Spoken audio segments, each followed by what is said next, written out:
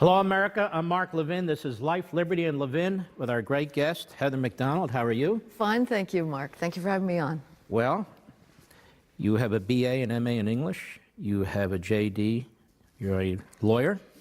But you're a scholar in so many areas, race relations, immigration, policing, and colleges and universities, and this is where I really wanted to delve in with you. You have a brand new book, The Diversity Delusion, How Race and Gender Pandering Corrupt the University and Undermine Our Culture.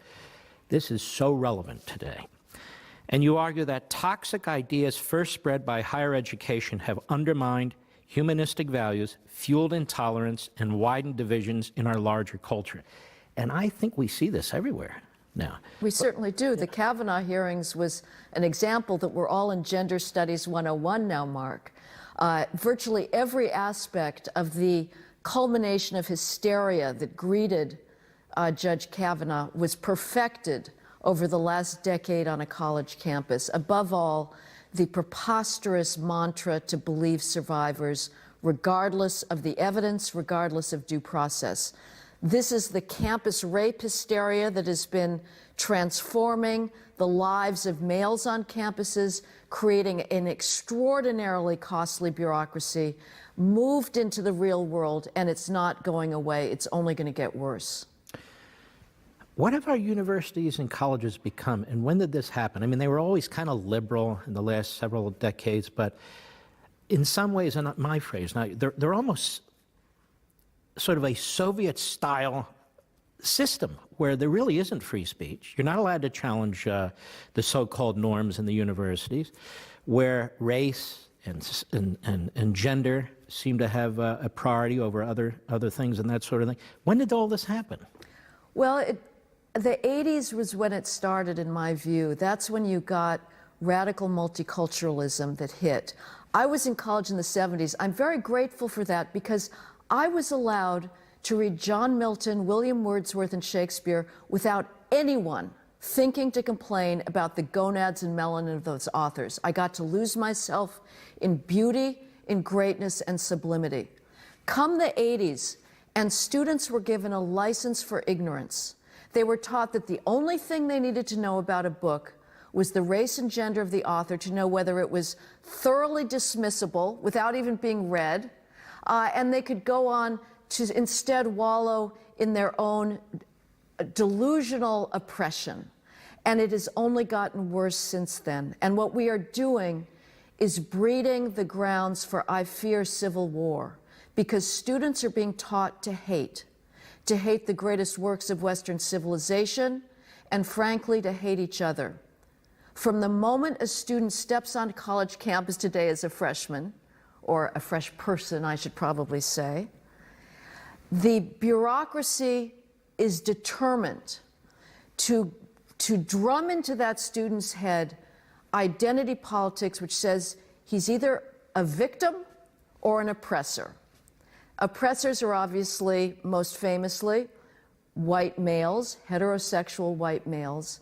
The only way they can get out of their oppressor category is to become an ally of the oppressed. The most preposterous delusion of all of this is students actually believe that they are at risk of their lives from circumambient racism and sexism on a college campus. This an environment that, in traditional liberal terms, is the most tolerant environment in human history for society's traditionally marginalized groups. Yet there's a massive bureaucracy dedicated to cultivating in students this delusional sense of their own oppression, which then they carry with them. It's a chip on their shoulder that prevents them from seizing the magnificent opportunities to learn, to read every book that's ever been written. And they carry this chip, this delusional victimology, into the world at large. And they are going around blaming American institutions of endemic racism and sexism when that no longer is true. You see it with respect to professors and tenure. You see certain professors are sort of drummed out of the classroom. You see the rise in confrontation, physical confrontation on college campuses. You see that the commencement speakers are almost totally of the left. And you see when some conservatives dare to go to a college campus and want to speak about things that are really not particularly controversial, how often you have to bring in the riot police or the security guards have to come into the facility. The administrators, are these the old 60s, 1960s retread types, or who are these people? Yeah, the administrators are even more left-wing than the faculty. And they are part of this massive bureaucracy. If students are wondering, why is my college tuition so expensive? Look no further than the diversity bureaucracy.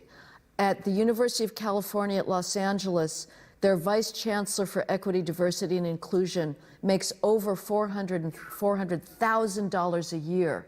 This is mind-boggling. This is multiples more than your average faculty member makes. It could pay for free tuition for 4 years for 12 undergraduates.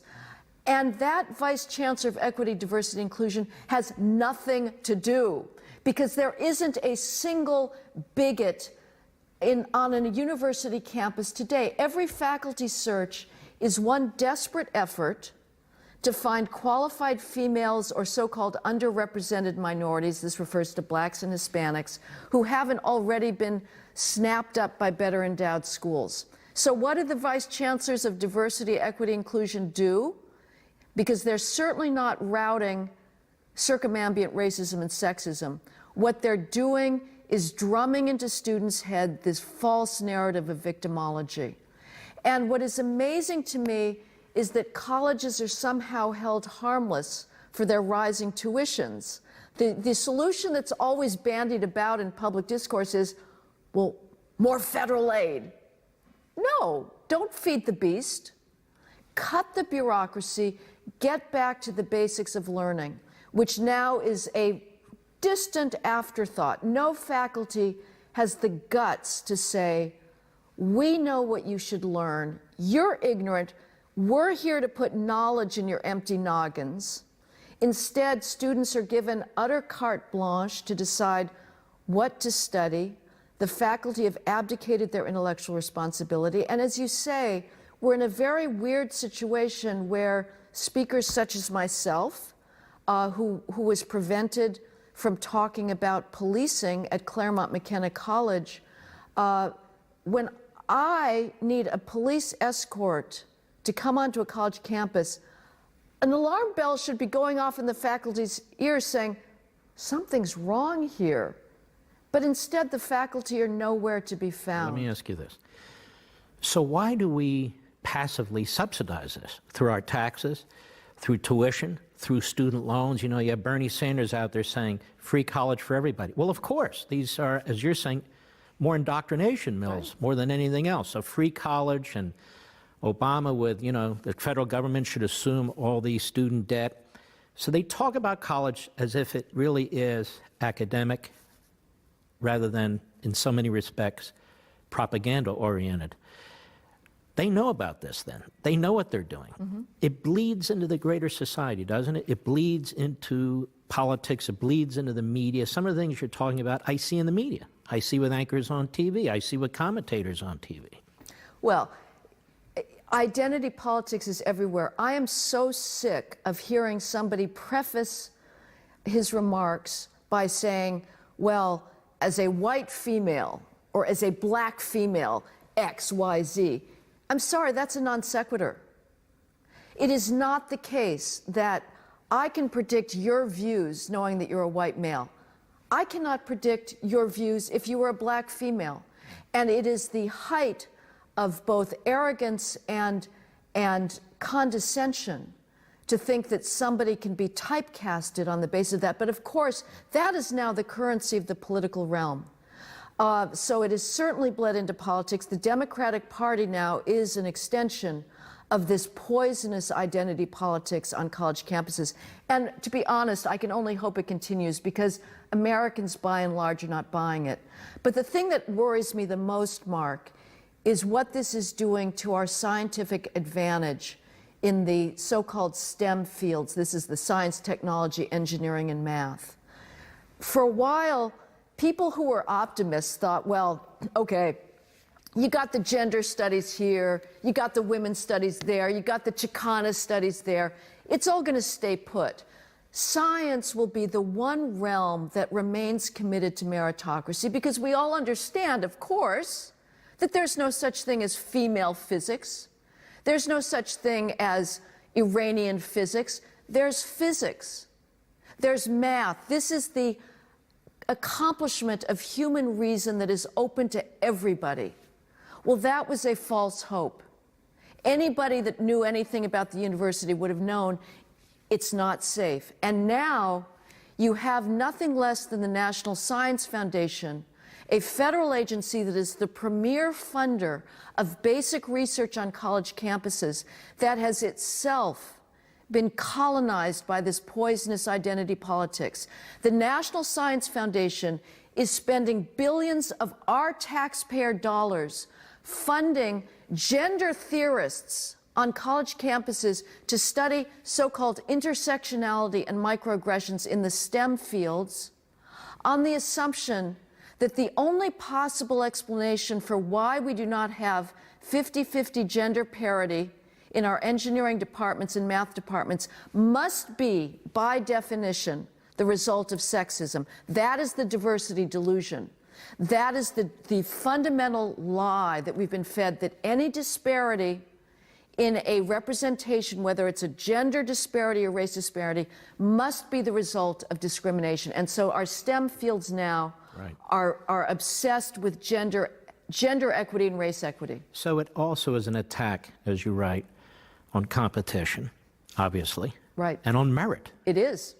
And so we kind of dumb down our society. We tribalize our society. We balkanize our society. Who does this benefit? Well, it benefits the bureaucracy because let's start again with the college campus, but it goes into corporations as well. On a college campus, students are being taught to hate. They're being taught to think of themselves as victims. I would argue this is a side issue we can get or can't get into. Racial preferences, which are a poisonous policy, feed into this in complex ways. But every time that students hold these protests, like brown students occupying the president's office saying, well, it's very hard to have to go to class and study for exams because we're working so hard at, quote, staying alive at Brown. This is preposterous. This is delusional. But every time there's a little outbreak of student hysteria, the diversity bureaucracy walks in and says, well, we need more diversity bureaucrats. And sadly, the students agree, and they inevitably ask for more vice chancellors of equity, diversity, But you also brought up the Kavanaugh hearings. And so what I'm getting at is, when you indoctrinate people this way, right, when you affect their thinking this way, I mean, eventually they leave college and they leave a university and they go out into the broader world. And I feel like the Democrat Party plays into this. I feel like the Democrat Party plays into this. More and more the media play into this because a lot of these people in politics more and more and in the media more and more come out of this mindset, do they not? Well, yeah, the media believes, again, that race and gender determine everything. There's not a single mainstream media outlet that is not determining what stories to cover, who to source them to, who to quote, who to write them, that is not looking at race and gender on the assumption that those attributes determine our world, that America is profoundly racist, profoundly sexist, and they're seeking stories that they think support that narrative. And it's also in corporations, HR departments. You know, one of the main milestones that show how much the university identity politics is transforming our competitive edge was when Google fired a young computer engineer named James Damore in August of 2017. Damore wrote a factual, reasoned-based 10-page memo simply questioning the feminist orthodoxy that reigns at Google. He was fired. Well, one of the interesting comments on the Google chat board said, we need to stop this diversity madness before it goes any further. Right now, our HR department is simply an outpost of gender studies and black studies. All right. Don't forget, folks, almost every weeknight you can watch Levin TV. Levin TV, I'll be there at crtv.com, crtv.com. We'd love you to join us. Just give us a call at 844-LEVIN-TV, 844-LEVIN-TV. We'll be right back.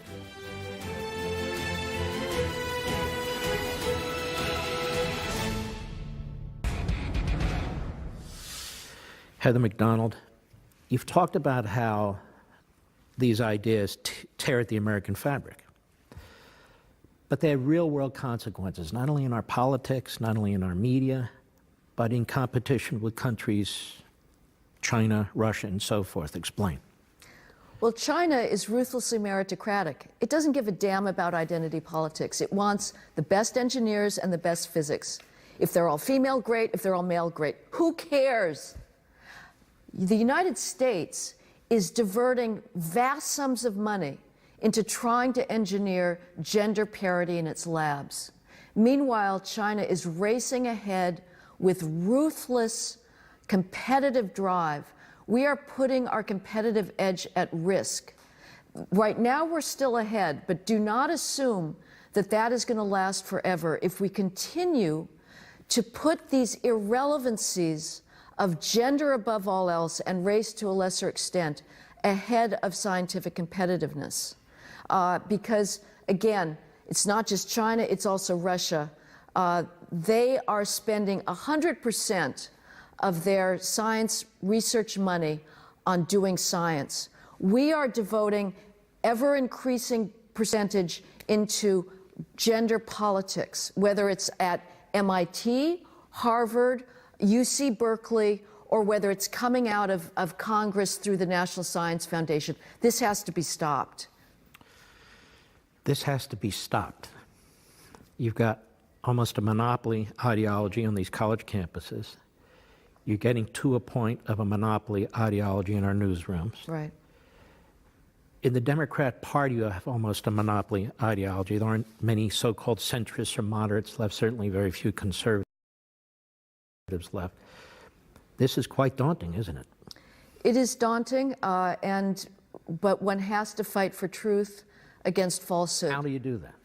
Well, I think, for one, we need to defund the universities. Alumni have to stop giving money, realize that these schools, you have a false ideal about them. They are, again, generators of ideology, not of wisdom. And there needs to be alternative venues, the support of classical learning and the humanities. But I think, frankly, and certainly we need to talk about the value of free speech, but the free speech problem is a symptom of something much more deep, which is this cultivation of victimology. I think what also needs to be done, Mark, and this may be a false hope, I don't hear enough voices providing an alternative explanation for why there is not necessarily 50-50 gender parity in a math department. Right now, the sole explanation out there is implicit bias, that females are somehow being discouraged from studying math. The fact is, the countries with the most gender equity have the greatest disparities in STEM because, on average, females and males are interested in different types of work. Males, on average, and there's always individual differences. You can't assume anything about an individual based on an average, but on average, males are more attracted to abstract work, to competition. They're higher risk prone. Females want more hands-on, relational, human-based work. So I do not expect that people working for the Nobel Prize in physics or earning it in math are going to be 50-50 gender. And I'm also willing to talk about something that is very taboo, Mark, which is that skills are not evenly distributed among different groups. High-end math skills, if you look at the 0.01% of the highest-end math skills, and also the dummies, who are the worst math clods? It's males. Who are the greatest math geniuses? 0.01% of the highest-end math skills. Males outnumber females 2.5 to 1. So Larry Summers, when he was president of Harvard, dared talk about this distribution of math skills. He got fired. We have to keep talking about that, though, because they dominate the explanation for inequalities or lack of parity is always racism or sexism. We have to fight that. Let's overlay this with immigration. Yeah.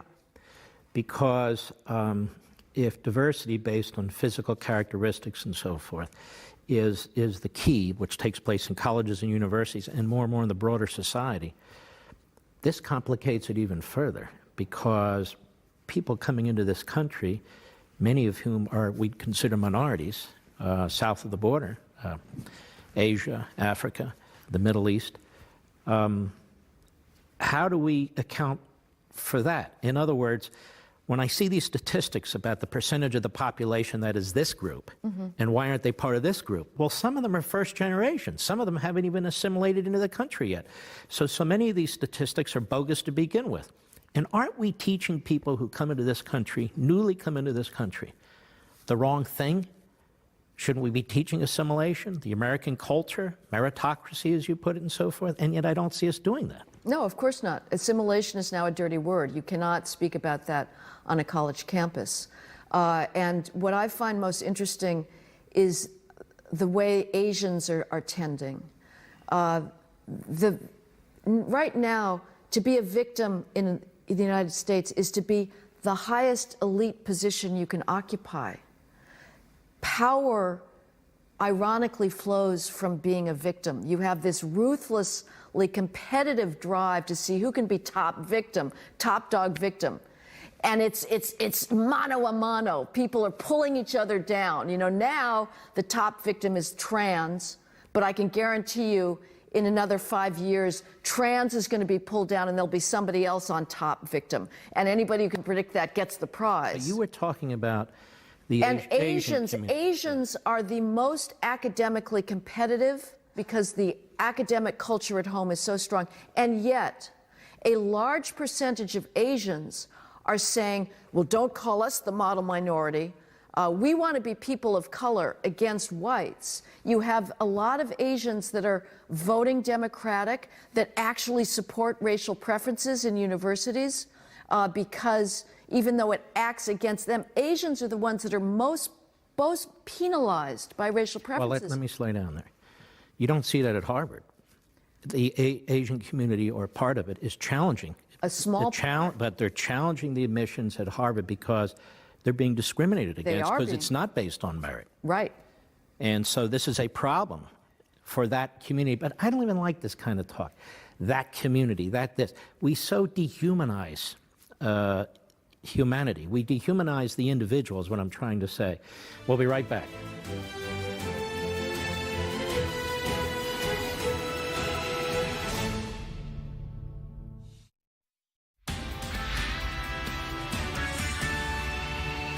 Live from America's News headquarters, I'm Lauren Green.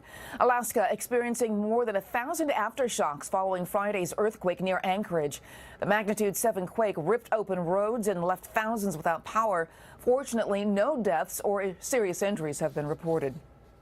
Meanwhile, memorials beginning for President George H.W. Bush. The 41st president will lie in state at the U.S. Capitol starting Monday evening through Wednesday morning. He'll then be honored with a state funeral at the National Cathedral in Washington before his body returns to Texas for a second memorial service and a burial at his presidential library in College Station, Texas. President Bush's spokesman just tweeted this image showing President Bush's service dog, Sully, laying next to his casket, forever loyal. Mr. Bush passed away Friday at the age of 94. I'm Lauren Green. Now back to Life, Liberty, and Levin.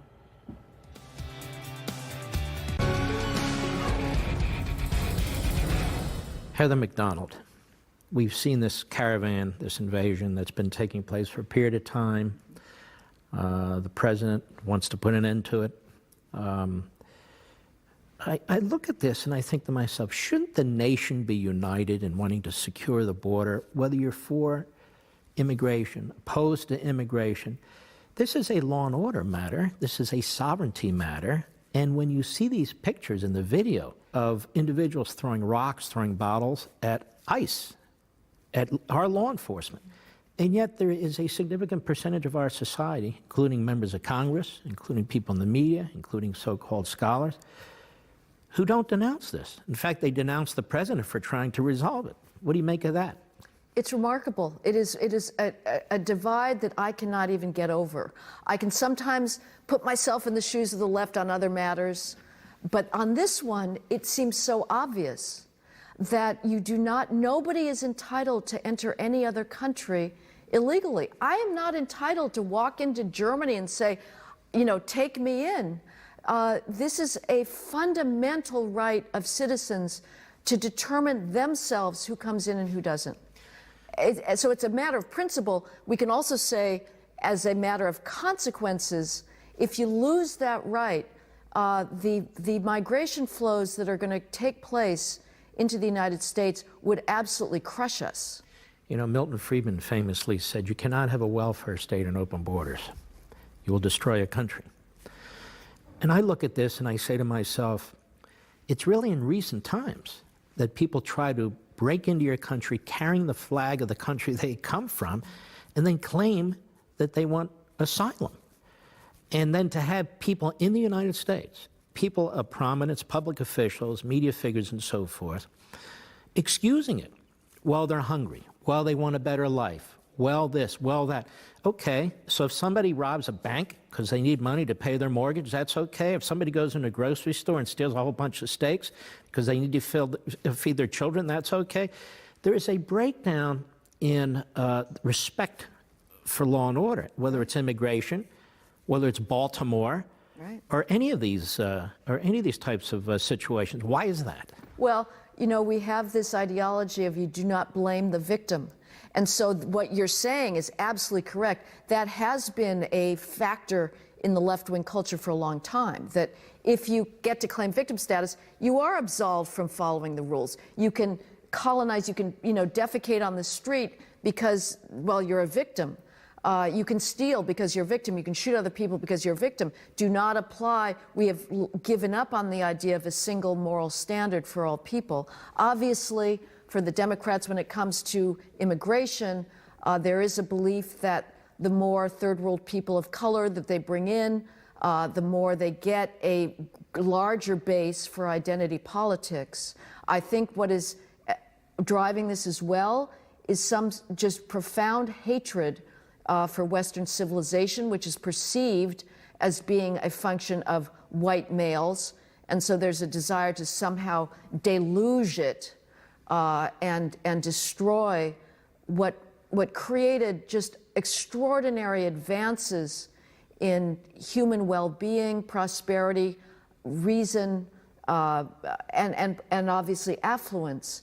But what I find so extraordinary is the left in the morning has one narrative, which is that there is no place more oppressive on earth than the United States for people of color.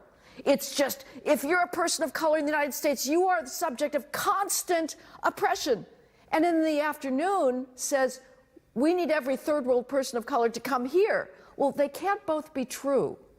Why is it that so many people in the third world are begging, they are breaking the law to come into the United States? Because they'll be oppressed? The ACLU should be saying, the ACLU in its morning mode should be saying to those third world people of color, stay put. You're much better off, and you're freer, and you're more affluent, and nobody's going to kill you by oppression in your third world person of color country. Instead, they all want them to come in. So it's a completely incoherent ideology that can only be unpacked by understanding that the agenda here ultimately is to try and bring down Western civilization. When we come back, I want to pursue that again. Why would there be forces in this country that live in the lap of luxury, that live in the lap of liberty, that live in the lap of law and order, justice, trying to destroy it? I think that's the big question. Ladies and gentlemen, don't forget, most weeknights you can watch me on Levin TV, Levin TV. I hope you'll join us. Go to crtv.com/Mark, crtv.com/Mark, or give us a call at 844-LEVIN-TV. That's 844-LEVIN-TV. We'll be right back.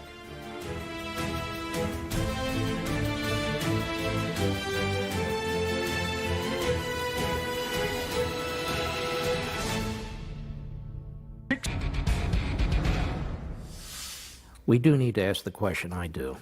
Why would there be such powerful forces in this country that want to destroy these various instrumentalities of liberty, these constitutional standards and so forth? And let me give you my idea. Isn't it because that's the nature of progressivism? Progressivism is really the progeny of Marxism, of Hegel, of Rousseau, that they've told us this. John Dewey told us this. Woodrow Wilson told us this. Many of them told us this, the intellectuals beginning of the last century. And they tell us this today, pretty much. That is, we need a clean slate. So this country was founded by slave owners. It's got to be destroyed. The Constitution's okay if we can use it to get where we want to go. Liberty's good as long as we can exploit liberty to get to where we want to go.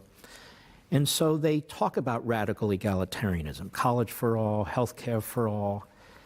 And this isn't new. We've seen it in all these societies that basically destroy liberty and empower government, centralized government. It's the same story. A relative few control the society while they claim to be populists and reformers and so forth. Isn't that the scent of what's taking place here? Well, that's certainly part of it, and because it is true that you can say Marxism, at least in its embodiment in China and Russia, China at least was not really a Western phenomenon. To me, what I notice about our world, too, is that the peculiarity of American culture and Western European culture in general being so self-hating. This is, I think, relatively new in human experience for a culture to want to claim that its own basis is founded in injustice, rather than celebrating itself. Traditionally, maybe to a fault, countries and civilizations celebrated strength and accomplishment and power, and maybe not enough appreciated other cultures. We're the opposite. It is a very corrosive but very weird development in human history for the elites to be so dedicated to a narrative of guilt and shame. And one can seek an explanation in ultimate power, as you say, that the progressive elites are seeking to control society and to impose, I guess, a radical egalitarian agenda. But one has to ask, like, well, why is that? And it's complicated. I think for America, obviously, we did have an original sin at the start of this country, which was our treatment of blacks, and it was very ugly and very hard for us to understand now how we could go for so many decades without seeing that fundamental contradiction. Many people did, and one can say that even at the start, the Constitution foresaw that eventually this contradiction would be reconciled and worked out. Nevertheless, it's understandable that we're guilty. Now, Shelby Steele on your program was very eloquent about saying it's time to move beyond that and realize that we now provide equal opportunity and the opportunity for individuals to seize their own fate and better themselves through the exercise of bourgeois values. But a large part of society wants to hold on to that guilt, exploit it, and continue with the idea that oppression is the defining characteristic. I mean, to me, the greatest exponent of these today is this highly sought after college speaker, Ta-Nehisi Coates, who is making just untold sums going around telling white America, that the very essence of America is to destroy the black body. Not in the 19th century, but today. And people love it. He goes to these all-white colleges and tells them, the essence of you people is to destroy us, and people cheer. It's a very, very weird thing. Mm-hmm. And yet I don't think it's unique in the sense that you have the greatest country, really, that mankind has ever established, where this is sort of rotting from within. And yet others have too, whether it's Athens or Rome and so forth. I don't compare us to them. I'm just saying For a different reason. different I don't think they were saying we are the oppressors on earth. But they didn't need to. They just rotted from within because of the way they treated each other and the way they rejected their own initial founding and so. But that said, I'm not comfortable just staying with it's weird, because it is weird. Because it's well too advanced. It's too ubiquitous, in my view, to leave it at weird. I'm not saying there's a conspiracy. I'm saying there's an ideology. The ideology is the ideology, and it tells us what the ideology is. What's past is bad. Right. What's today is bad. Right. Only the future counts, and only we, the masterminds, can form the future. We've seen it in other societies, in other forms, and in other ways. And that's part of the puzzle of America, isn't it? We have freedom, which allows people to do things to this country and in this country that I think can be extremely destructive. We'll be right back.